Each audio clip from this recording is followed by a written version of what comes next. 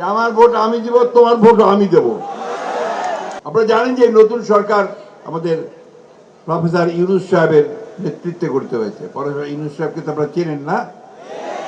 বিরাট মানুষ, নোবেল পুরস্কার পাইছে, তাই না? সারা পৃথিবীর মানুষ তাকে খুব শ্রদ্ধা করে এবং এই গরিব মানুষের জন্য তিনি অনেক কাজ করেছেন, কথা বলেছেন। তার গ্রামীণ ব্যাংক, তার এই সাধারণ মানুষের জন্য যে মাইক্রো ক্রেডিট, সব মিলিয়ে তিনি গোটা পৃথিবীর মানুষের কাছে খুবই একজন শ্রদ্ধেয় মানুষ। তিনি দেশের কয়েকজন বিশিষ্ট ব্যক্তিকে নিয়ে একটা সরকার গঠন করেছেন। আমরা এটাকে বলছি অন্তর্বর্তীকালীন সরকার, তাই তো? এই অন্তর্বর্তীকালীন সরকারকে আমরা দায়িত্ব দিয়েছি যে আপনারা খুব অল্প সময়ের মধ্যে এই যে আওয়ামী লীগ যে জঞ্জাল সৃষ্টি করেছে 15-16 বছরে, এই জঞ্জালগুলোকে দূর করে দিয়ে একটা পরিবেশ তৈরি করেন যেখানে সমস্ত রাজনৈতিক দলগুলো তারা একটা নির্বাচন করতে পারবে এবং অবাধ সুষ্ঠু নির্বাচন হবে। এই দায়িত্বটা তাকে আমরা দিয়েছি এবং তিনি সেটা নিয়ে কাজ শুরু করেছেন। তাকে আমরা সহযোগিতা করছি। আমাদের নেতা যারা তারেক রহমান সাহেব একইভাবে কথা বলেছেন। আমাদের দলের চেয়ারপারসন দেশনেত্রী বেগম খালেদা, তিনি প্রথম যে বক্তব্য মুক্ত হওয়ার পরে তিনি হাসপাতাল থেকে যে বক্তব্যটা দিয়েছিলেন, তিনি কি বলেছিলেন? তিনি আপনাদের প্রতি ধন্যবাদ জানিয়েছেন, কৃতজ্ঞতা জানিয়েছেন।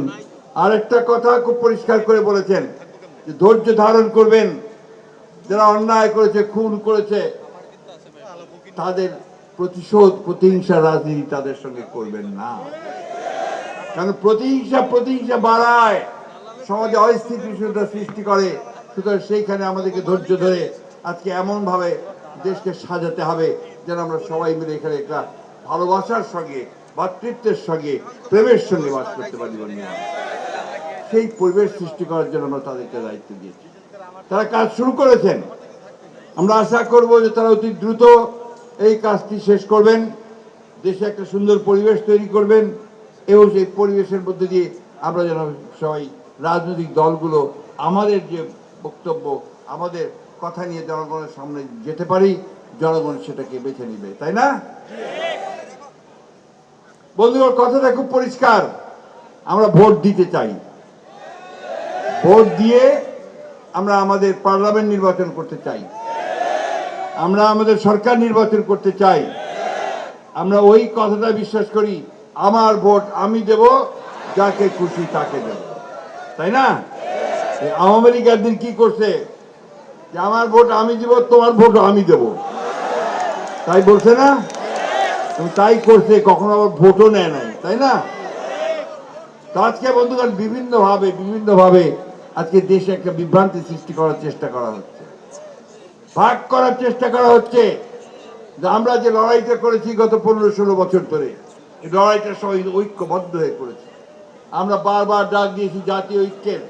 আমাদের ভারপ্রাপ্ত চেয়ারম্যান সাহেব তারেক রহমান সাহেব জাতীয় ঐক্যের ডাক দিয়েছেন। আমরা সকল রাজনৈতিক দলগুলো একসাথে আমরা যুগপৎ সংগ্রাম করেছি, লড়াই করেছি, তাই না? আপনারা এখানে অনেক সংগ্রাম করছেন না? আপনারা অনেক হরতাল করছেন না? করছেন তো? তো সেইটাকে ধরে রাখতে হবে। তো আবার আওয়ামী লীগকে আসতে দিবেন নাকি?